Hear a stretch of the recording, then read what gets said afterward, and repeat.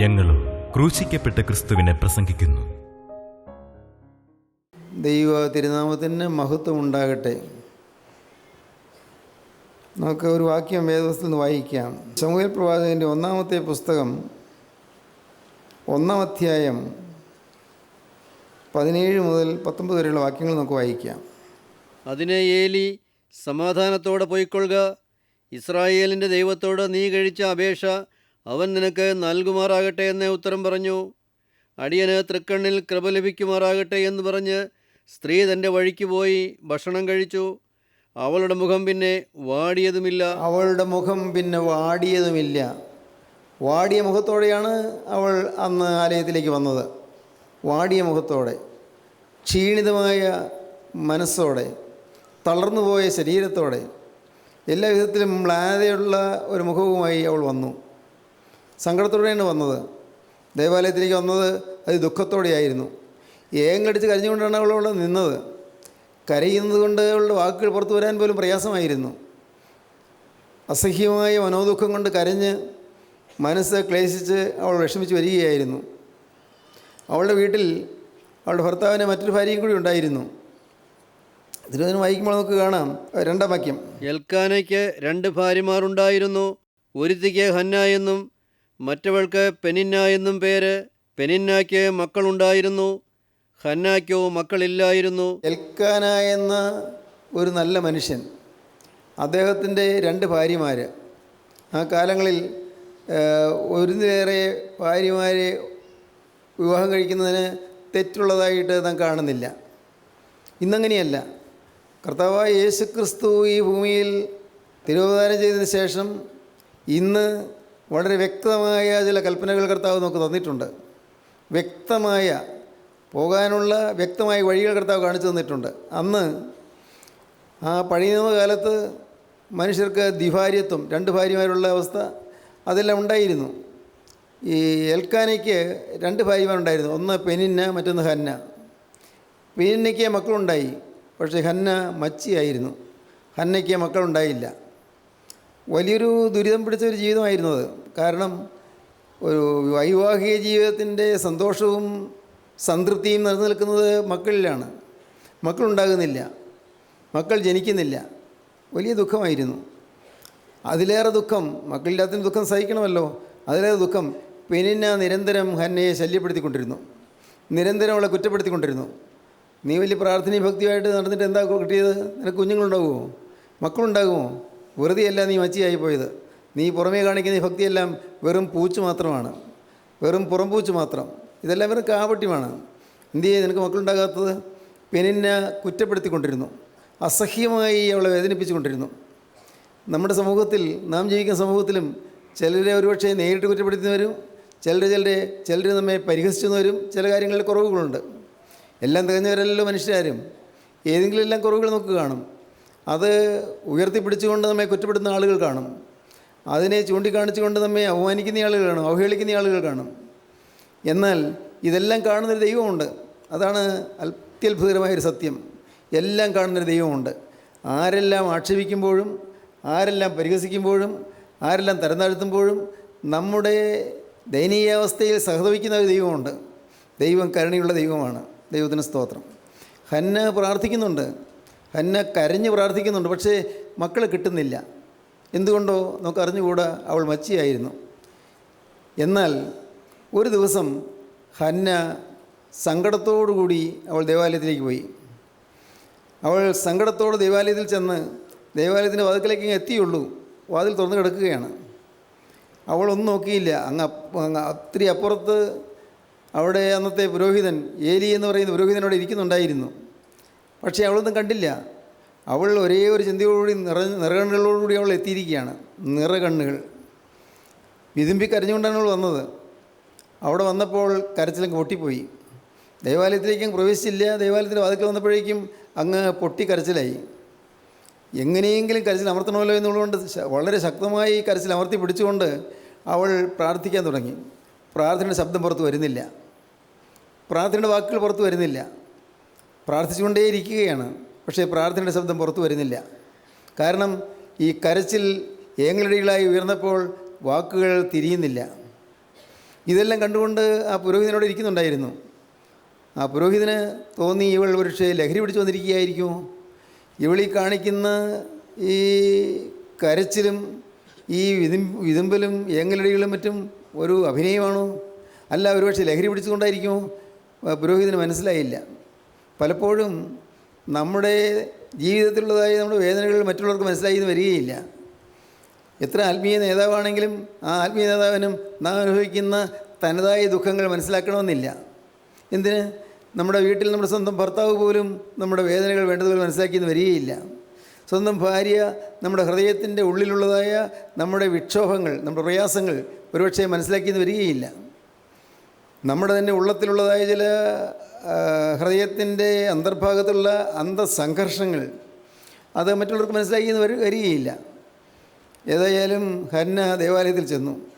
അവൾ പ്രാർത്ഥിച്ചുകൊണ്ട് നിന്നപ്പോൾ ഏലി വിളിച്ചു പറഞ്ഞു, നിർത്ത്, എത്ര നേരം നീ ലഹരി പിടിച്ചുകൊണ്ടിരിക്കും? നമുക്ക് ആ വാക്യം ഒന്ന് വായിക്കാം. ഇവിടെ ദൈവത്തിന് സ്തോത്രം, വായിക്കാം. ഇങ്ങനെ അവൾ യഹോവയുടെ സന്നിധിയിൽ പ്രാർത്ഥിച്ചുകൊണ്ടിരിക്കുമ്പോൾ ഏലി അവളുടെ വായ സൂക്ഷിച്ചു നോക്കി. ഹന്ന ഹൃദയം കൊണ്ട് സംസാരിച്ചതിനാൽ അവളുടെ അധരം അനങ്ങിയതല്ലാതെ ശബ്ദം കേൾപ്പാനില്ലായിരുന്നു. ആകയാൽ അവൾക്ക് ലഹരി പിടിച്ചിരിക്കുന്നുവെന്ന് ഏലിക്ക് തോന്നിപ്പോയി. ഏലി അവളോട്, നീ എത്രത്തോളം ലഹരി പിടിച്ചിരിക്കും? നിന്റെ വീഞ്ഞ് ഇറങ്ങട്ടെ എന്ന് പറഞ്ഞു. പുരോഹിതൻ പറഞ്ഞു, നീ ലഹരി പിടിച്ചിങ്ങോട്ട് വന്നതിനാണ്, നീ എൻ്റെ ലഹരി ഇറങ്ങട്ടെ എന്നിട്ട് പ്രാർത്ഥിച്ചാൽ മതി. ലഹരിയെല്ലാം ഇറങ്ങട്ടെ. ഇത് ഈ രാവിലെ സമയത്ത് നീ ലഹരി പിടിച്ചിങ്ങോട്ട് വന്നിരിക്കുന്നു. ഈ ദേവാലയത്തിലേക്ക്, ഈ വിശുദ്ധ സ്ഥലത്തേക്ക് നീ ലഹരിയോടുകൂടി വന്നിരിക്കുന്നു. മദ്യപിച്ചിട്ടാണ് നീ വന്നിരിക്കുന്നത്. പുരോഹിതന് മനസ്സിലായില്ല ഇവൾ എന്തിനാണ് കരയുന്നതെന്നോ അവളുടെ കരച്ചിലിൻ്റെ ആഴം എന്താണെന്നോ ഒന്നും അദ്ദേഹത്തിന് മനസ്സിലായില്ല. നീ എത്രത്തോളം ലഹരി പിടിച്ചുകൊണ്ടിരിക്കും? നിന്റെ വീഞ്ഞിറങ്ങട്ടെ എന്ന് പറഞ്ഞു. അതിന് ഹന്ന ഉത്തരം പറഞ്ഞത്, അങ്ങനെയല്ല യജമാനെ, ഞാൻ മനോവ്യസനമുള്ള ഒരു സ്ത്രീ. ഞാൻ വീഞ്ഞോ മദ്യമോ കുടിച്ചിട്ടില്ല. യഹോവയുടെ സന്നിധിയിൽ എൻ്റെ ഹൃദയം പകരുകയത്രേ ചെയ്തത്. അങ്ങനെയല്ല യജമാനെ, അങ്ങനെ വിചാരിക്കല്ലേ, എന്നെ നീച സ്ത്രീയായി വിചാരിക്കല്ലേ. അങ്ങനെയല്ല, ഞാൻ മനോവ്യസനമുള്ള ഒരു സ്ത്രീ, ഹൃദയം തകർന്നൊരു പാവം സ്ത്രീ, മനസ്സ് ഉലഞ്ഞു പോയൊരു സാധു സ്ത്രീ, നിരാശ മുറ്റിയൊരു സാധു സ്ത്രീ, ഉള്ളിൽ ദുഃഖം നിറഞ്ഞു നിൽക്കുന്ന ഒരു പാവം സ്ത്രീ. അങ്ങനെയല്ല യജമാനെ, ഞാൻ മനോവ്യസനമുള്ള ഒരു സ്ത്രീ. ഞാൻ വീഞ്ഞോ മദ്യമോ കുടിച്ചിട്ടില്ല. യഹോവയുടെ സന്നിധിയിൽ എൻ്റെ ഹൃദയം പകരുകയത്രേ ചെയ്തത്. എൻ്റെ ഉള്ളത്തിലുള്ളതായ സങ്കടങ്ങളെല്ലാം ദൈവസന്നിധിയിലേക്ക് ഞാൻ പകരുകയായിരുന്നു. വാക്കുകൾ ഉച്ചരിക്കാൻ വയ്യാത്ത വിധത്തിൽ എനിക്ക് കരച്ചിൽ വന്നുപോയി. യജമാനെ ക്ഷമിക്കണം. യഹോവയുടെ സന്നിധിയിൽ എൻ്റെ ഹൃദയം പകരുകയത്രേ ചെയ്തത്. ദൈവത്തിന് സ്തോത്രം. ഏതൊരു മനുഷ്യനും ഏത് പ്രതിസന്ധിയുടെ ഘട്ടം വന്നാലും ദൈവസന്നിധിയിലേക്ക് കടന്നു ചെന്ന് ഹൃദയം പകരുക. അതിന് നിങ്ങൾക്കൊരു പ്രാർത്ഥന അറിയില്ലെങ്കിലും സാരമില്ല. നിങ്ങൾ എവിടെ നിൽക്കുന്നോ അവിടെ നിന്നുകൊണ്ട്, നിങ്ങൾ വേറെ ആരും അറിയാതെ, ആരും അറിയണ്ട, ആരും കേൾക്കണ്ട, നിങ്ങളുടെ ഹൃദയം ദൈവസന്നിധിയിലേക്ക് പകരാം. നിങ്ങൾക്ക് pour down your heart to God. ദൈവത്തിലേക്ക് നിങ്ങളുടെ ഹൃദയം അങ്ങ് ഒഴിച്ചു കൊടുക്കാം. ഹൃദയത്തിൻ്റെ ഭാരം മുഴുവൻ അങ്ങ് ഇറക്കി വയ്ക്കാം. ഉള്ളിൽ നിറയെ ഭാരങ്ങളോട് വന്ന ആളുകളുണ്ട്. നിങ്ങൾ പലരും അങ്ങനെയാണ്, ഒരുപക്ഷെ എല്ലാവരും തന്നെ. ഒന്നല്ലെങ്കിൽ ഒന്ന് ഭാരങ്ങളുടെ വലിയൊരു കൂമ്പാരം, വലിയ ചുമടുകൾ പേറിയാണ് പലരും വന്നിരിക്കുന്നത്. വലിയ ക്ലേശങ്ങൾ സഹിച്ചാണ് പലരും വന്നിരിക്കുന്നത്. ഉള്ളത്തിൽ അസഹ്യമായ വേദന കൊണ്ട് വിങ്ങിയാണ് പലരും വന്നിരിക്കുന്നത്. ഏങ്ങലടികളിൽ ഒരുപക്ഷെ പുറത്ത് വരാതിരിക്കാൻ തക്കൊണ്ട് നിങ്ങൾ അമർത്തി പിടിച്ചിട്ടുണ്ടായിരിക്കും. എന്നാൽ ദുഃഖം തളം കെട്ടിയ മനസ്സുമായി വന്നിരിക്കുന്ന അനേകം ആളുകളുണ്ട്. ദൈവത്തിന് സ്തോത്രം. സഹോദരങ്ങളെ, ഹൃദയം പകരുക. എവിടെ ഇരുന്നാണെങ്കിലും എവിടെ നിന്നാണെങ്കിലും ഹൃദയം പകരുക ദൈവത്തിൻ്റെ സന്നിധിയിലേക്ക്. ഇപ്പോൾ നാം ഇവിടെ വന്ന് കൂടിയിരിക്കുന്നു, ഒരുമിച്ച് കൂടിയിരിക്കുന്നു. ഇപ്പോൾ നിങ്ങൾ വിശ്വസിക്കുക, നിങ്ങളുടെ ഹൃദയത്തിൻ്റെ അവസ്ഥ കാണുന്ന ഒരു ദൈവം ജീവിക്കുന്നു. നിങ്ങളുടെ മനോവിഷാദങ്ങൾ കാണുന്ന ഒരു ദൈവം ജീവിക്കുന്നു. നിങ്ങളുടെ ഭാരങ്ങൾ കാണുന്ന ഒരു ദൈവം ജീവിക്കുന്നു. ദൈവം കാണുക മാത്രമല്ല, അതിന് പരിഹാരം ദൈവത്തിൻ്റെ പക്കലുണ്ട്. നിങ്ങൾ വിശ്വസിക്കൂ. മറ്റുള്ള മുമ്പിൽ പറഞ്ഞാലും അത് പരിഹാരം കിട്ടുകയില്ല. പക്ഷേ ദൈവസന്നിധിയിൽ പറഞ്ഞാൽ പരിഹാരം കിട്ടും. എത്ര കൊടിയ പ്രശ്നമാണെങ്കിലും ദൈവത്തിൻ്റെ സന്നിധിയിൽ നമ്മുടെ ഹൃദയം പകർന്നാൽ നമുക്ക് പരിഹാരം കിട്ടും. അതൊന്ന് അനുഭവിക്കേണ്ട ഒരു യാഥാർത്ഥ്യമാണ്. ചോദിച്ചു വാങ്ങേണ്ട ഒരു യാഥാർത്ഥ്യമാണ്. ചോദിച്ചു വാങ്ങേണ്ട ഒരു അനുഭവമാണ്. ഹൃദയം പകരുക. അയ്യോ യജമാനെ, അങ്ങനെ അല്ല കേട്ടോ, ഞാൻ വീഞ്ഞോ മദ്യമോ കുടിച്ചിട്ടില്ല. ഞാൻ മനോവ്യസനമുള്ള ഒരു സ്ത്രീ. യജമാനെ, ഞാൻ യഹോവയുടെ സന്നിധിയിൽ എൻ്റെ ഹൃദയം പകരുക അത്രേ ചെയ്തത്. അടുത്ത വാക്യം. അടിയനെ ഒരു നീച സ്ത്രീയായി വിചാരിക്കരുതേ. എന്നെ തെറ്റിദ്ധരിക്കല്ലേ, അടിയനെ നീച സ്ത്രീയായി വിചാരിക്കല്ലേ. ഉള്ളത്തിൻ്റെ സങ്കടം കൊണ്ട്, ഉള്ളു നിറഞ്ഞ ദുഃഖം കൊണ്ട് വലഞ്ഞാണ് ഞാൻ വന്നിരിക്കുന്നത്. അടിയനൊരു നീച സ്ത്രീയായി വിചാരിക്കരുതേ. അടിയൻ സങ്കടത്തിൻ്റെയും വ്യസനത്തിൻ്റെയും ആധിക്യം കൊണ്ടാകുന്നു സംസാരിച്ചത്. സങ്കടത്തിൻ്റെയും വ്യസനത്തിൻ്റെയും ആധിക്യം കൊണ്ട് എനിക്ക് നിർണ്ണയിക്കാൻ വയ്യാത്തതായ വലിയ ഭയങ്കരമായ വേദന എൻ്റെ ഹൃദയത്തിലുണ്ട്. അതുകൊണ്ട് ഞാൻ സംസാരിച്ചു പോയതാണ്. യജമാനെ, എന്നോട് ക്ഷമിക്കണമേ. ഞാൻ മനോവ്യസനമുള്ള ഒരു സ്ത്രീ. ദൈവത്തിന് സ്തോത്രം. നമ്മുടെ ജീവിതത്തിൽ മുഖം വാടി നാം വന്നിരിക്കുന്നുവെങ്കിൽ നമുക്ക് തീർച്ചയായിട്ടും ഒരു കാര്യം തീരുമാനിക്കാം. നമ്മുടെ മുഖത്തിൻ്റെ വാട്ടം മാറി നമുക്ക് എഴുന്നേറ്റ് പോകാം. ദൈവത്തിന് സ്തോത്രം. മുഖത്തിൻ്റെ വാട്ടം മാറാം, ഹൃദയത്തിൻ്റെ വാട്ടം മാറാം, മനസ്സിൻ്റെ ക്ഷീണം മാറാം, മനസ്സിൻ്റെ തളർച്ചകൾ മാറാം, മനസ്സിൻ്റെ വ്യസനങ്ങൾ മാറാം. എത്ര ഭാരമേറിയ പ്രശ്നമാണെങ്കിലും ശരി, എത്ര യാതനാപൂർണമായ അനുഭവമാണെങ്കിലും ശരി, നിങ്ങൾക്ക് ദൈവസന്നിധിയിലേക്ക് നിങ്ങൾ കടന്നു വരാം. ആർക്കും കടന്നു വരാം. പ്രിയപ്പെട്ടവരെ, എനിക്കതിന് യോഗ്യതയുണ്ടോ എന്ന് നിങ്ങൾ ചിന്തിക്കേണ്ട. എനിക്കതിന് അർഹതയുണ്ടോ എന്ന് ചിന്തിക്കേണ്ട. ഞാനൊരു പാവിയായ മനുഷ്യനിലെന്ന് ചിന്തിക്കേണ്ട. ശരിയാണ്. പക്ഷേ പാവിക്ക് ആശ്രയം ക്രിസ്തുവുണ്ട്. ജീവിതത്തിൽ ഇതുവരെയും തെറ്റുകൾ പറ്റിപ്പോയെങ്കിലും നമുക്ക് രക്ഷപ്പെടാനുള്ളൊരു അവസരം കർത്താവ് തരുന്നുണ്ട്. നമുക്ക് മോചനം പ്രാപിക്കാനുള്ള ഒരു സാധ്യത കർത്താവ് തരുന്നുണ്ട്. നമുക്ക് നമ്മുടെ ഹൃദയം പകരാം. ഉള്ളു പകർന്ന് നമുക്ക് പ്രാർത്ഥിക്കാം. ദൈവത്തിന് സ്തോത്രം. അവളുടെ മുഖം വാടിയില്ല എന്നാണ് പിന്നീട് നാം വായിക്കുന്നത്. അവളുടെ മുഖം വാടിയതുമില്ല. ഈ ഹന്ന പ്രാർത്ഥിച്ചപ്പോൾ ഹൃദയത്തിലുള്ളതായ ദുഃഖം മുഴുവൻ മുഖത്ത് പ്രതിബിംബിക്കുന്നു. മുഖം വാടിയാണ് വന്നിരുന്നത്. വന്ന് പ്രാർത്ഥിച്ചു തുടങ്ങിയത് മുഖം വാടിയാണ്. പക്ഷേ എഴുന്നേറ്റപ്പോൾ അവളുടെ മുഖത്തിൻ്റെ വാട്ടം മാറി. സത്യമാണിത്, നിങ്ങൾക്ക് അനുഭവിക്കാവുന്ന കാര്യമാണ്. ഇതൊന്നും വലിയ വിദ്യാഭ്യാസമൊന്നും വേണ്ട ഇത് അനുഭവിക്കാൻ, ഒന്നും വേണ്ട. അക്ഷരാഭ്യാസം പോലും വേണമെന്നില്ല. നിങ്ങൾക്ക് ഒരു കാര്യമുണ്ടല്ലോ, ദുഃഖമുണ്ടല്ലോ, ചില പ്രശ്നങ്ങളുണ്ടല്ലോ, നിങ്ങൾ അഴിക്കാൻ നോക്കിയിട്ട് അഴിയാത്ത ചില കുരുക്കുകളുണ്ടല്ലോ, നിങ്ങളിതൊന്ന് പരിഹരിക്കാൻ നോക്കിയിട്ട് സാധിക്കാത്ത ചില പ്രശ്നങ്ങളുണ്ടല്ലോ. നിങ്ങൾ ക്രിസ്തുവിൻ്റെ രീതിയിലേക്ക് വരിക. ഞാനതും കൂടി തെളിച്ച് പറയാം. നമ്മുടെ കൂട്ടായ്മയിലേക്ക് വരാൻ പോലും ഞാൻ പറയുന്നില്ല. അതുകൊണ്ട് നിങ്ങൾ രക്ഷപ്പെടുകയില്ല എന്നാണ് എൻ്റെ അനുഭവം. ഞാൻ മനസ്സിലാക്കുന്നത് അങ്ങനെയാണ്. കൂട്ടായ്മയിൽ നിന്ന് എത്രയോ ആളുകളുണ്ട്, അവരാരും രക്ഷപ്പെടുന്നില്ലല്ലോ. കൂട്ടായ്മയിൽ നിന്ന് എത്രയോ ആളുകളുണ്ട്, അവരാരും ജീവൻ്റെ പുസ്തകത്തിൽ പേര് കിട്ടിയിട്ടില്ലല്ലോ. കൂട്ടായ്മയിൽ നിന്ന് വന്നുകൊണ്ടിരിക്കുന്ന എത്രയോ ആളുകളുണ്ട്, അവരുടെ ചിലരുടെ പേര് ജീവൻ്റെ പുസ്തകത്തിൽ നിന്ന് മാഞ്ഞു പോയിട്ടുണ്ടല്ലോ, മാഞ്ഞു പോയിരിക്കുകയാണ്. ജീവൻ്റെ പുസ്തകത്തിൽ ഉണ്ടായിരുന്നു, പേരുണ്ടായിരുന്നു, പക്ഷേ മാഞ്ഞുപോയി. ഇതൊന്നും നാം ആരും അറിയുന്നില്ല, നാം ആരും ഗ്രഹിക്കുന്നില്ല. ചില മൂഢവിശ്വാസത്തിനടിമപ്പെട്ട്, അന്ധവിശ്വാസത്തിനടിമപ്പെട്ട് നാം ഇന്ന് കഴിയുകയാണ്. ദൈവത്തിന് സ്തോത്രം. പ്രിയപ്പെട്ടവരെ, ഹന്ന അവളുടെ ഹൃദയം പകർന്നു. നിങ്ങൾക്കും ഹൃദയം പകരാം. പറ്റിയ സമയമാണിത്. കർത്താവ് നമ്മുടെ അരികത്തേക്ക് വന്നിരിക്കുന്ന സമയമാണിത്. ഇത് ഇപ്പോൾ ഇവിടെ ഇരിക്കുന്നത് മാത്രമല്ല, ദൂരെ ഇരുന്നുകൊണ്ട് വചനം കേൾക്കുന്നവർ ഓരോരുത്തരും വിശ്വസിക്കൂ, നിങ്ങളുടെ അരികത്തേക്ക് യേശു ഇപ്പോൾ വന്നിരിക്കുന്ന സമയമാണ്. യേശു നിങ്ങളുടെ അരികത്ത് ചേർന്ന് നിൽക്കുന്ന സമയമാണ്. നിങ്ങൾ ആരെയെന്ന് കർത്താവ് നോക്കുന്നില്ല, നിങ്ങളുടെ യോഗ്യതകളൊന്നും കർത്താവ് നോക്കുന്നില്ല. ഒന്നിന് നിങ്ങൾക്ക് അർഹതയില്ല, നിങ്ങൾക്ക് ഉള്ളത്തിലറിയാം. അത് കർത്താവ് ഗവനിക്കുന്നേയില്ല, കണക്കാക്കുന്നില്ല. കർത്താവിൻ്റെ മോഹന സൃഷ്ടിയാണ് നിങ്ങൾ ഓരോരുത്തരും. യേശുക്രിസ്തുവിൻ്റെ പ്രിയ സന്തതികളാണ് നിങ്ങൾ ഓരോരുത്തരും. യേശുക്രിസ്തുവിൻ്റെ പ്രിയ സഹോദരങ്ങളാണ് നിങ്ങൾ ഓരോരുത്തരും. യേശുക്രിസ്തുവിൻ്റെ പ്രിയ ജനമാണ് നിങ്ങൾ ഓരോരുത്തരും. നിങ്ങളോ അന്ധകാരത്തിൽ നിന്ന് തൻ്റെ അത്ഭുത പ്രകാശത്തിലേക്ക് നിങ്ങൾ വിളിച്ചവൻ്റെ സൽഗുണങ്ങളെ ഘോഷിപ്പാൻ തക്കവണ്ണം തിരഞ്ഞെടുക്കപ്പെട്ട ഒരു ജാതിയും രാജകീയ പുരോഹിത വർഗവും വിശുദ്ധ വംശവും സ്വന്തം ജനവുമാകുന്നു. ഹല്ലേലൂയ, ദൈവത്തിന് സ്തോത്രം. എന്താണിത്? സ്വന്തം ജനമാണ് നാം അകന്ന് നിൽക്കേണ്ടവരല്ല, നാം മാറി നിൽക്കേണ്ടവരല്ല, നാം ദൂരെ മാറി നിൽക്കേണ്ടവരല്ല, നാം ചേർന്ന് വരേണ്ടവരാണ്. സ്വന്തം ജനമാണ്. നിങ്ങളോ അന്ധകാരത്തിൽ നിന്ന് തൻ്റെ അത്ഭുത പ്രകാശത്തിലേക്ക് നിങ്ങൾ വിളിച്ചവൻ്റെ സൽഗുണങ്ങളെ ഘോഷിപ്പാൻ തക്കവണ്ണം തിരഞ്ഞെടുക്കപ്പെട്ട ഒരു ജാതിയും രാജകീയ പുരോഹിത വർഗവും വിശുദ്ധ വംശവും സ്വന്തം ജനവുമാകുന്നു. മുമ്പേ നിങ്ങൾ ജനമല്ലാത്തവർ, ഇപ്പോഴോ ദൈവത്തിൻ്റെ ജനം. മുമ്പേ കരുണ ലഭിക്കാത്തവർ, ഇപ്പോഴോ കരുണ ലഭിച്ചവർ തന്നെ. കരുണ ലഭിച്ചതുകൊണ്ടാണ് നിങ്ങൾക്ക് ഇവിടെ വരാനിടയായത്. കരുണ ലഭിച്ചതുകൊണ്ടാണ് നിങ്ങൾക്ക് ഈ വചനം കേൾക്കാനിടയായത്. കരുണ കിട്ടി, ദൈവത്തിൻ്റെ കരുണയാണത്. നിങ്ങൾക്ക് കേൾക്കാൻ കാതിന് കേൾവിയുണ്ടല്ലോ, ദൈവത്തിൻ്റെ കരുണയാണത്. നിങ്ങൾക്ക് കാണാൻ കണ്ണിന് കാഴ്ചയുണ്ടല്ലോ, ദൈവത്തിൻ്റെ കരുണയാണത്. നിങ്ങൾക്ക് യാത്ര ചെയ്ത് വരുവാനുള്ളതായ സാഹചര്യം കിട്ടിയല്ലോ, ദൈവത്തിൻ്റെ കരുണയാണത്. പ്രിയപ്പെട്ടവരെ, നിങ്ങളുടെ ഹൃദയം സ്പന്ദിക്കുന്നുണ്ടല്ലോ, ദൈവത്തിൻ്റെ കരുണയാണത്. ദൈവത്തിന് സ്തോത്രം. നിങ്ങളുടെ ബുദ്ധി ഇന്ന് പ്രവർത്തിക്കുന്നുണ്ടല്ലോ, അത് ദൈവത്തിൻ്റെ കരുണയാണ്. ദൈവത്തിൻ്റെ കരുണ. ദൈവത്തിന് മുമ്പേ കരുണ ലഭിക്കാത്തവർ ഇപ്പോഴോ കരുണ ലഭിച്ചവർ തന്നെ. അങ്ങനെ കരുണ ലഭിക്കാത്തവർ ഇപ്പോൾ കരുണ ലഭിച്ചവരായി നാം ഇപ്പോൾ വന്നിരിക്കുകയാണ്. ദൈവിക സാന്നിധ്യം കിട്ടിയിരിക്കുകയാണ്. ഈ സമയത്ത് ഹൃദയം നിങ്ങൾക്ക് പകരാം. കർത്താവിൻ്റെ അരികിലേക്ക്, കർത്താവിൻ്റെ സന്നിധിയിലേക്ക് ഹൃദയം പകർന്നുകൊണ്ട് നമുക്ക് ഉള്ളു പകർന്ന് പ്രാർത്ഥിക്കാം. കർത്താവേ, ഞാൻ ഭാരമേറിയ ചില ചുമടുകളും പേറിയാണ് ഞാനിത് വന്നിരിക്കുന്നത്. ഹെവി ബേഡൻസ്, ഭാരമേറിയ ചുമടുകൾ. കർത്താവേ, വയ്യ, എന്നെക്കൊണ്ട് വയ്യ. ഞാൻ തളർന്ന് വിഷമിച്ചു കർത്താവേ. പലതരത്തിലുള്ളതായ പ്രശ്നങ്ങളിൽപ്പെട്ട് ഞാൻ നീറി പുകയുകയാണ് കർത്താവേ. എൻ്റെ മനസ്സിൻ്റെ സ്വസ്ഥതയില്ല കർത്താവേ. എൻ്റെ കുടുംബത്തിൽ സമാധാനം കിട്ടിയിട്ടില്ല കർത്താവേ. എൻ്റെ കുടുംബത്തിൽ ഇന്നും അലോഹ്യങ്ങളുണ്ട്, കുടുംബത്തിൽ ഇന്ന് അസ്വരസങ്ങളുണ്ട്, ഇന്നും അഭിപ്രായ വ്യത്യാസങ്ങളുണ്ട്, ഇന്നും ചില പ്രയാസങ്ങളുണ്ട് കർത്താവേ. നിനക്കറിയാമല്ലോ, നീ എല്ലാം അറിയുന്നതാണല്ലോ, ഞാനൊന്നും പറയണ്ടല്ലോ, നിനക്കറിയാമല്ലോ. പക്ഷേ കർത്താവേ, നിനക്കറിയാവുന്നത് ഞാൻ പറയുന്നത് എൻ്റെ കർത്താവേ എൻ്റെ വേദനയൊന്ന് തുറക്കാൻ വേണ്ടിയാണ്.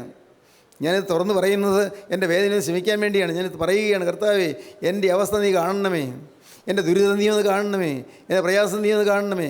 എൻ്റെ മനസ്സിൻ്റെ ആന്തരികമായ സംഘട്ടനങ്ങൾ, ഇന്നർ കോൺഫ്ലിക്ട്സ്, എൻ്റെ ഇന്നർ കോൺഫ്ലിക്ട്സ് നീ ഒന്ന് കാണണമേ കർത്താവേ. അകത്ത് സംഘട്ടനം, അകത്ത് യുദ്ധമാണ് എൻ്റെ ഹൃദയത്തിനകത്ത്. കർത്താവേ, ഞാൻ പലതും തോറ്റുപോകുന്നു.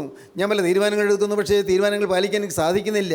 ഞാൻ വീണു പോകുന്നു കർത്താവേ, ഞാൻ തളർന്നു പോകുന്നു കർത്താവേ. ഇതിൻ്റെ പരിഹാരമില്ലയോ? ദൈവത്തിന് സ്തോത്രം. ഭാരമേറിയ ചുമടും പേറി വരികയാണ്. ഭൗതികമായൊരു കാര്യമാണ് ഹന്നയ്ക്കുള്ളത്. നമുക്ക് പലർക്കും ഭൗതികമായ കാര്യങ്ങളുണ്ട്, പക്ഷേ ആത്മീയമായ കാര്യങ്ങളും കൂടിയുണ്ട്. ഹന്നയ്ക്ക് ആത്മീയമായ കാര്യങ്ങളുണ്ടായിരുന്നില്ല. അവൾ ദൈവഭക്തിയായിരുന്നു. അവൾ പാവം വരാതെ തന്നെ സൂക്ഷിച്ചിരുന്നു. പെനിന്നെ അവളെ അധിക്ഷേപിക്കുമ്പോഴും അവൾക്ക് പരിഭവം ഉണ്ടായിട്ടില്ല. പെനിന്നെ അവളെ രൂക്ഷമായി വിമർശിക്കുമ്പോഴും അവൾക്ക് അല്പം പോലും നിരാശ വന്നിട്ടില്ല. അവൾക്ക് ഒരേ ഒരു കാര്യം മാത്രം, കർത്താവേ, ഞാൻ നിന്ദിക്കപ്പെട്ടവളാണ് കർത്താവേ, നിന്ന മാറ്റുവാൻ നിനക്ക് മാത്രമേ കഴിയുകയുള്ളൂ. ഞാൻ നിന്ന വഹിക്കുകയാണ്. അവമാനം വഹിക്കുകയാണ്. എൻ്റെ ആക്ഷേപവും ഞാൻ ഏൽക്കുന്ന പരിഹാസവും ഞാൻ ഏൽക്കുകയാണ്, സന്തോഷത്തോടെ ഏൽക്കുകയാണ്. എന്നാൽ കർത്താവേ, എനിക്ക് നീ ഒരു കുഞ്ഞിനെ തരണം. ദൈവത്തിന് സ്തോത്രം. നമുക്ക് വായിക്കാം. ഇവളിങ്ങനെ പറഞ്ഞപ്പോൾ ഏലി എന്ത് പറഞ്ഞു? 17-ാം വാക്യം. അതിനെ ഏലി, സമാധാനത്തോടെ പോയിക്കൊള്ളുക, ഇസ്രായേലിൻ്റെ ദൈവത്തോട് നീ കഴിച്ച അപേക്ഷ അവൻ നിനക്ക് നൽകുമാറാകട്ടെ എന്ന് ഉത്തരം പറഞ്ഞു. പുരോഹിതന് ആദ്യം മനസ്സിലായില്ലെങ്കിലും ഭാഗ്യവശാൽ ആ പുരോഹിതന് കാര്യം മനസ്സിലായി. ആദ്യം അദ്ദേഹം തെറ്റിദ്ധരിച്ചു, ഇവൾ ലഹരി പിടിച്ചാണ് വന്നതെന്ന് വിചാരിച്ചു. പക്ഷേ ഇപ്പോൾ അവൾ പറഞ്ഞ എളിമയോടുകൂടി പറഞ്ഞ വാക്കുകൾ അത് പുരോഹിതൻ്റെ ഹൃദയത്തെ തൊട്ടു. അദ്ദേഹം പറയുകയാണ്, മോളെ നീ സമാധാനത്ത് പോയിക്കോ, നീ യഹോവയുടെ സന്നിധിയിൽ കഴിച്ച അപേക്ഷ ദൈവം നിനക്ക് നൽകുമാറാകട്ടെ. പുരോഹിതൻ അനുഗ്രഹിച്ച് പറഞ്ഞു വിടുകയാണ്, നീ കഴിച്ച അപേക്ഷ നിനക്ക് നൽകുമാറാകട്ടെ, നിൻ്റെ ആഗ്രഹം സാധിക്കുമാറാകട്ടെ. യഹോവയുടെ സന്നിധിയിൽ കഴിച്ച അപേക്ഷ ദൈവം നിനക്ക് നൽകുമാറാകട്ടെ. ദൈവത്തിന് സ്തോത്രം. അടുത്ത വാക്യം. അടിയന് തൃക്കണ്ണിൽ കൃപ ലഭിക്കുമാറാകട്ടെ എന്ന് പറഞ്ഞ് സ്ത്രീ തൻ്റെ വഴിക്ക് പോയി ഭക്ഷണം കഴിച്ചു. അവളുടെ മുഖം പിന്നെ വാടിയതുമില്ല. ദൈവത്തിന് സ്തോത്രം. അവളുടെ മുഖം പിന്നെ വാടിയതുമില്ല. മുഖത്തിൻ്റെ വാട്ടം മാറി. എൻ്റെ ബഹുമാന്യ സഹോദരങ്ങളെ, എൻ്റെ പ്രിയപ്പെട്ട സഹോദരി സഹോദരന്മാരെ, നിങ്ങൾ ഇന്ന് മുഖം വാട്ടം മാറിയവരായി നിങ്ങൾ പോകണം. വാടിയ മുഖം മാറി പ്രസന്നമായ മുഖം ലഭിച്ചു. ആ ഒരു ഭാഗ്യം നിങ്ങൾ അനുഭവിക്കണം. ദൈവത്തിന് സ്തോത്രം. ദൈവത്തിന് സ്തോത്രം. ഞാൻ ഇതെല്ലാം പറയുമ്പോൾ എൻ്റെ കാര്യം ഞാൻ ഓർക്കാറുണ്ട്. വീണ്ടും പറയുമ്പോൾ നിങ്ങൾക്കതും കേട്ട ഒരു ചെടുപ്പ് തോന്നും. ഞാൻ മുഖം വാടിയവനായിരുന്നു, മുഖം മ്ലാനമായിരുന്നു. അപ്പോൾ ഒരു വയസ്സിൽ എനിക്ക് അപ്പൻ മരിച്ചു പോയതിന് ശേഷം ഞാൻ മുഖം വാടിയനായിട്ട് ഞാൻ ജീവിച്ചു. എനിക്ക് സമാധാനം ഉണ്ടായിരുന്നില്ല. പറയത്തക്ക പ്രയാസങ്ങളൊന്നും ഭാഗ്യവശാൽ ഒന്നും ഉണ്ടായിരുന്നില്ല അന്ന്. അമ്മയെല്ലാം നോക്കിയിരുന്നു. എൻ്റെ അപ്പൻ്റെ സഹോദരന്മാരും കാര്യങ്ങളെല്ലാം സഹകരിച്ചിരുന്നു. ദൈവത്തിന് സ്തോത്രം. എന്നാൽ എൻ്റെ മുഖം വാട്ടം മാറിയിരുന്നില്ല. പലതിലും എനിക്ക് അപകർഷത, ഇൻഫീരിയോറിറ്റി കോംപ്ലക്സ്, അപകർഷതാബോധമായിരുന്നു. പലതിലും എനിക്ക് ഒരിക്കലും ആശ്വാസം കിട്ടിയിരുന്നില്ല. കാര്യം, ആഹാരത്തിന് മാർഗമുണ്ട്, ശരിയാണ്, അന്ന് വേറെ കുഴപ്പങ്ങളൊന്നുമില്ല, പൈസയ്ക്ക് തിരിഞ്ഞെടുക്കുമുണ്ട്, എങ്കിലും കാര്യങ്ങൾ നടന്നിരുന്നു. അന്ന് ഇവിടെ തൊട്ടടുത്ത വീട്ടിലെ കൊച്ചപ്പനാണ് എനിക്ക് ഫീസ് കൊടുക്കാനൊക്കെ രൂപ തന്നുകൊണ്ടിരുന്നത്. ദൈവത്തിന് സ്തോത്രം. ഞാൻ ഓർക്കുകയാണ്, ആ കാലങ്ങളിൽ എന്ത് മനോദുഃഖമായിരുന്നു എനിക്കുള്ളത്. വാടിയ മുഖത്തോടെ ഞാൻ ജീവിച്ചു. വാടിയ മുഖത്തോടെ ഞാൻ ക്ലാസ്സിൽ പോയി, പഠിക്കാൻ പോയി. വാടിയ മുഖത്തോടെ ഞാൻ യാത്ര ചെയ്തു. അന്ന് ഈ വീട് ഉറങ്ങിയ വീടായിരുന്നു. വീട് ഉറങ്ങിപ്പോയി നമ്മൾ പറഞ്ഞ് കരയാറുണ്ട്. വീട് ഉറങ്ങിപ്പോയി. ഞാൻ എന്തിനാണ് പിന്നെയും ഇത് പറയുന്നത്? എൻ്റെ പ്രിയപ്പെട്ടവരെ, നിങ്ങളുടെ പലരുടെയും ജീവിതത്തിന് അനുഭവം ഇതാണ്. അതുകൊണ്ടാണ് പറയുന്നത്. വീട് ഉറങ്ങിപ്പോയി. സന്തോഷങ്ങളില്ല, ചിരിയില്ല, വലിയ വർത്തമാനമില്ല, ഏതാണ്ട് മൂകത. വേലക്കാർ വരുമ്പോൾ, കൃഷിപ്പണികൾക്ക് ഉള്ളതുകൊണ്ട് വേലക്കാർ വരുമ്പോൾ കൂടുതൽ ആളുകളുണ്ടാവും, അവരോട് സംസാരിക്കും എന്നുള്ളതല്ലാതെ അതും പറയേണ്ട വാക്കുകൾ, ചുരുക്കം വാക്കുകൾ മാത്രം പറയുക. അങ്ങനെ ജീവിതം വിരസമായിരുന്നു. എൻ്റെ മുഖത്തിൻ്റെ വാട്ടം മാറി. എന്നാണെന്നോ, യേശുക്രിസ്തു ഈ ഹൃദയത്തിലേക്ക് വന്നപ്പോൾ, യേശുനാഥൻ ഈ ഹൃദയത്തിൻ്റെ അധിപനായി വന്നപ്പോൾ, എൻ്റെ ജീവിതം യേശുവിൻ്റെ കരങ്ങളിലായപ്പോൾ, യേശുവിൻ്റെ കാര്യങ്ങൾ ഏറ്റെടുത്തപ്പോൾ, സ്തോത്രം, യേശുക്രിസ്തുവിന് സജീവ യാഥാർത്ഥ്യമാണ് പ്രിയപ്പെട്ടവരെ. സത്യമാണിത്. നാം ഇവിടെ ഇരിക്കുന്നത് കണ്ടുകൊണ്ടിരിക്കുന്ന ഒരു യേശു, ഞാൻ ഇവിടെ ഇരിക്കുന്നത് കാണുന്ന ഒരു യേശു, നിങ്ങൾ ഓരോരുത്തരിക്കുന്നിടത്ത് നിങ്ങൾ അരികത്തേക്ക് വരുന്ന യേശു. യേശു നിങ്ങളെ സ്നേഹിക്കുന്നുണ്ട്, വിശ്വസിക്കുക. യേശു നിങ്ങളോട് സ്നേഹമാണ്, വിശ്വസിക്കുക. യേശു നിങ്ങളെക്കുറിച്ച് കരുതലുണ്ട്, വിശ്വസിക്കുക. നിങ്ങളുടെ കാര്യം യേശു നോക്കിക്കൊള്ളും, വിശ്വസിക്കുക. അധ്വാനിക്കുന്നവരും ഭാരം ചുമക്കുന്നവരുമായുള്ളവരെ എല്ലാവരും എൻ്റെ അടുക്കലേക്ക് വരുവീൻ, ഞാൻ നിങ്ങളെ ആശ്വസിപ്പിക്കും. I will give you rest എന്നാണ് ഇംഗ്ലീഷ്. ഞാൻ നിങ്ങളെ ആശ്വസിപ്പിക്കും, ഞാൻ നിങ്ങൾക്ക് വിശ്രമം തരും. അധ്വാനിക്കുന്നതിനും ഭാരം ചുമക്കുന്നതുമായുള്ളവരെ എല്ലാവരും എൻ്റെ അടുക്കലേക്ക് വരുവീൻ, ഞാൻ നിങ്ങളെ ആശ്വസിപ്പിക്കും. ഞാൻ സൗമ്യതയും താഴ്മയുള്ളവനാകിയാൽ എൻ്റെ മുഖമേറ്റുകൊണ്ട് എന്നോട് പഠിപ്പീൻ, എന്നാൽ നിങ്ങളുടെ ആത്മാക്കൾക്ക് ആശ്വാസം കണ്ടെത്തും. ഇന്ന് അധ്വാനിക്കുന്നവരാണ്, ഭാരം ചുമക്കുന്നവരാണ്, ഘനമേറിയ ഭാരങ്ങൾ ചുമന്നുകൊണ്ട് വിഷമിച്ച് നടക്കുന്നവരാണ്, ജീവിക്കുന്നവരാണ്. ദൈവത്തിന് സ്തോത്രം. ആവലാധികളും ജീവിതത്തിലെ അങ്കലാപ്പുകളും കൊണ്ട് ജീവിതമാകെ വിരസമായി പോയവരാണ്. എന്നാൽ യേശുക്രിസ്തു ഹൃദയത്തിലേക്ക് വന്നാൽ പ്രിയപ്പെട്ടവരെ, എല്ലാവരും ഒരു നീക്കുപോക്കുണ്ട്, ഒരു സമാധാനമുണ്ട്, പറയാനൊരാളുണ്ട്, വിളിച്ചപേക്ഷിക്കാനൊരാളുണ്ട്. വിളിക്കാം, സ്വർഗസ്ഥനായ ഞങ്ങളുടെ പിതാവേ എന്ന് വിളിക്കുമ്പോൾ ഓടി വരുന്ന ഒരു നല്ല ദൈവം. ദൈവത്തിന് സ്തോത്രം. പ്രിയപ്പെട്ടവരെ, അവന് മൈലുകൾ സഞ്ചരിക്കാൻ സമയമെടുക്കേണ്ട ആവശ്യമില്ല. അവന് വെള്ളം തടസ്സമല്ല, വെള്ളത്തിൽ കൂടി നടന്നു വരും. ഒരു അത്യാവശ്യ ഘട്ടം വന്നാൽ നമ്മെ സഹായിക്കാൻ അവൻ പറന്നു വരും. ദൈവത്തിന് സ്തോത്രം. ഹല്ലേലൂയ. ദൈവത്തിന് സ്തോത്രം. പ്രിയപ്പെട്ടവരെ, അവൻ നിങ്ങളെ സ്നേഹിക്കുന്നുണ്ട്. അവൻ ഇന്ന് ഇത് നിങ്ങൾ കേട്ടുകൊണ്ടിരിക്കുമ്പോൾ നിങ്ങളുടെ അരികത്ത് വന്ന് നിങ്ങളെ തലോടുവാൻ അവൻ്റെ കരം നീട്ടുന്നുണ്ട്. അവൻ്റെ കരം നീട്ടുകയാണ്. നിങ്ങളുടെ കണ്ണുനീര് തുടയ്ക്കാൻ അവൻ തൃക്കരം നീട്ടുകയാണ്. സ്നേഹവാനായ ക്രിസ്തു. ദൈവത്തിന് സ്തോത്രം. തൃക്കണ്ണിൽ കൃപ ലഭിക്കുമാറാകട്ടെ എന്ന് പറഞ്ഞ് സ്ത്രീ തൻ്റെ വഴിക്ക് പോയി ഭക്ഷണം കഴിച്ചു. ഉപവാസമായിരുന്നു, ആഹാരം കഴിച്ചില്ലായിരുന്നു. ആഹാരം കഴിക്കാതെ പ്രാർത്ഥനയായിരുന്നു. അന്ന് ജലപാനമില്ലാതെ അവൾ വനഞ്ഞ് വിഷമിച്ച് അവൾ ദേവാലയത്തിലേക്ക് വന്നു. അന്ന് അവൾ പിന്നീട് അവളുടെ മുഖം വാടിയില്ല. അവൾ പോയി ഭക്ഷണം കഴിച്ചു. അത് കഴിഞ്ഞ് ദൈവത്തിന് സ്തോത്രം വായിക്കുന്നത് യഹോവ അവളെ ഓർത്തു. വായിക്കാം 19 വാക്യം. അനന്തരം അവർ അതികാലത്ത് എഴുന്നേറ്റ് യഹോവയുടെ സന്നിധിയിൽ നമസ്കരിച്ച ശേഷം രാമയിൽ തങ്ങളുടെ വീട്ടിലേക്ക് പോയി. എന്നാൽ എൽക്കാന തൻ്റെ ഭാര്യയായ ഹന്നയെ പരിഗ്രഹിച്ചു. യഹോവ അവളെ ഓർത്തു. യഹോവ അവളെ ഓർത്തു. ആലയത്തിൽ ചെന്ന് പ്രാർത്ഥിച്ചതും കരഞ്ഞതും കർത്താവ് കണ്ടിരുന്നു. യഹോവ അവളെ ഓർത്തു. ദൈവത്തിന് സ്തോത്രം. നമ്മെ ഓർക്കുന്ന ആ ഒരു ദൈവം, ഞാനോ എളിയവനും ദരിദ്രനുമാകുന്നു, എങ്കിൽ യഹോവ എന്നെ വിചാരിക്കുന്നു. യഹോവ എന്നെ ഓർക്കുന്നു. ഞാനോ എളിയവനും ദരിദ്രനുമാകുന്നു, ഞാൻ നിസ്സാരനാണ്, പക്ഷേ ദൈവം എന്നെ ഓർക്കുന്നു. ഞാൻ അവൻ്റെ സന്നിധിയിൽ കഴിച്ച ചില പ്രാർത്ഥനകൾ അവൻ ഓർത്തു വെച്ചിട്ടുണ്ട്. ദൈവത്തിന് സ്തോത്രം. പ്രിയപ്പെട്ടവരെ, നാം ക്രിസ്തുവിൻ്റെ സന്നിധിയിൽ ചെന്ന് അപേക്ഷിച്ചതായ അപേക്ഷകൾ ക്രിസ്തു കണ്ടുവച്ചിട്ടുണ്ട്. എല്ലാം ഓർക്കുന്നുണ്ട്. കർത്താവ് മറന്നു പോകുന്നില്ല. നാം കർത്താവിനോട് പറഞ്ഞ ചില വാക്കുകൾ നാം മറന്നുപോയി. നാം ചില പ്രതിഷ്ഠകളെടുത്തു, അതും നാം മറന്നുപോയി. ദൈവസന്നിധിയിൽ ചില തീരുമാനങ്ങളെടുത്തു, അതും മറന്നുപോയി. പക്ഷേ യഹോവ എല്ലാം ഓർത്തുകൊണ്ടിരിക്കുന്ന ദൈവം ഒന്നും മറക്കുന്നില്ല. യഹോവ അവളെ ഓർത്തു. ദൈവത്തിന് സ്തോത്രം. ഇന്ന് ഇത് കേട്ടുകൊണ്ടിരിക്കുമ്പോൾ തന്നെ നിങ്ങൾക്കിപ്പോൾ വ്യക്തമായി തീരുമാനമെടുക്കാം. എൻ്റെ കർത്താവേ, എന്നെ സ്നേഹിക്കുന്ന എൻ്റെ യേശുവേ, ഇപ്പോൾ നീ എൻ്റെ അരികത്ത് വന്നിരിക്കാൻ വിശ്വസിക്കുന്നു. എൻ്റെ കരുണയുള്ള കർത്താവേ, തൃക്കരം എൻ്റെ നേരെ നീട്ടണമേ. ആണിപ്പോഴുള്ള കരം ഞാനൊന്ന് മുത്തിക്കൊള്ളട്ടെ, ഞാൻ ചുംബിച്ചു കൊള്ളട്ടെ. എൻ്റെ കർത്താവേ, എൻ്റെ ഈ അശുദ്ധമായ അധരങ്ങൾ കൊണ്ട്, എൻ്റെ കർത്താവേ, എൻ്റെ ഈ അശുദ്ധമായ ജീവിതത്തിൽ കർത്താവേ, എനിക്ക് അർഹതയില്ലെങ്കിലും നിൻ്റെ സ്നേഹത്തെ ഓർത്ത്, നിൻ്റെ കാരുണ്യത്തെ ഓർത്ത് ഞാൻ തൃക്കരം ഒന്ന് ചുംബിച്ചു കൊള്ളട്ടെ. ആ തൃക്കരം ഞാൻ മുത്തിക്കൊള്ളട്ടെ. എൻ്റെ നാഥ, ആ തൃക്കരം ഞാൻ മുത്തുമ്പോൾ നിൻ്റെ ആ തൃക്കൈകളിലുള്ള തിരുരക്തം ഒരു തുള്ളി എൻ്റെ മേൽ വന്ന് വീണാൽ മതി. കർത്താവേ, മതി. ഞാൻ പൂർണ്ണമായി ശുദ്ധനാകും. എൻ്റെ പഴയ പാവങ്ങളെല്ലാം കർത്താവേ, നീ എല്ലാം മായിച്ചു കളയും. തിരുരക്തത്താൽ എന്നെ മായിച്ചു കളയും. ഞാൻ വിശ്വസിക്കുന്നു. എനിക്ക് വേണ്ടി ക്രൂശിൽ മരിച്ച രക്ഷക, ഇപ്പോൾ ഞാൻ അതിൻ്റെ അരികിലേക്ക് വന്നിരിക്കുകയാണ്. എൻ്റെ പാപങ്ങൾ ഓർക്കല്ലേ, എൻ്റെ പാപങ്ങളെ ക്ഷമിക്കണമേ. എൻ്റെ അകൃത്യങ്ങൾ കണക്കിടരുതേ. ഓർമ്മയുടെ പുസ്തകത്തിൽ നിന്നെല്ലാം മായിച്ചു കളയണമേ. കർത്താവേ, എല്ലാ പാപങ്ങളുടെയും കടച്ചീട്ടുകളെല്ലാം കീറിക്കളഞ്ഞ് എനിക്ക് നീ മോചനം തരണമേ. നിങ്ങൾ പ്രാർത്ഥിക്കൂ പ്രിയപ്പെട്ടവരെ. പാപമോചനം കിട്ടുന്നതാണ് ഏറ്റവും വലിയ സൗഖ്യം. പാപമോചനം കിട്ടുന്നതാണ് ഏറ്റവും വലിയ ഭാഗ്യം. ഇന്ന് ഇത് കേട്ടുകൊണ്ടിരിക്കുമ്പോൾ തന്നെ നിങ്ങൾ ക്രിസ്തുവിൽ നിന്ന് നേരിട്ട് ഭാഗ്യാനുഭവം പ്രാപിക്കാം, പാപമോചനം പ്രാപിക്കാം, അനുഗ്രഹം പ്രാപിക്കാം. ദൈവത്തിന് സ്തോത്രം. ദൈവരങ്ങളിലേക്ക് നിങ്ങളെ ഏൽപ്പിക്കൂ. സ്തോത്രം, സ്തോത്രം. കരുണയുള്ള കർത്താവേ, ജീവദായകമായ തിരുവഴികൾക്കായി സ്തോത്രം. സ്വർഗീയ സാന്നിധ്യം ഞങ്ങൾക്ക് തന്നതിനായി സ്തോത്രം. കർത്താവെ, അയോഗ്യരും അനർഹരുമായി ഞങ്ങളെ അവിടെ സ്നേഹിച്ചതിനായി സ്തോത്രം. ഞങ്ങളുടെ പാവച്ചെളിയെല്ലാം തിരക്തത്താൽ കഴിയുന്നതിനായി സ്തോത്രം. ഈ മക്കളെല്ലാം അനുഗ്രഹിച്ച് പറഞ്ഞയക്കണമേ കർത്താവ്. എല്ലാവരെയും അനുഗ്രഹിക്കണമേ. എല്ലാവരുടെയും മേൽ തൃക്കരം വയ്ക്കണമേ. എൻ്റെ നാഥ, അതിൻ്റെ രണ്ടാമത്തൊരു വേണ്ടി ഞങ്ങളെല്ലാം ഒരുക്കണമേ. യേശു ക്രിസ്തുവിൻ്റെ പരിശുദ്ധമായ നാമത്തിൽ പ്രാർത്ഥിക്കുന്നു. കൃപയോടെ കേൾക്കണമേ. ആമീൻ.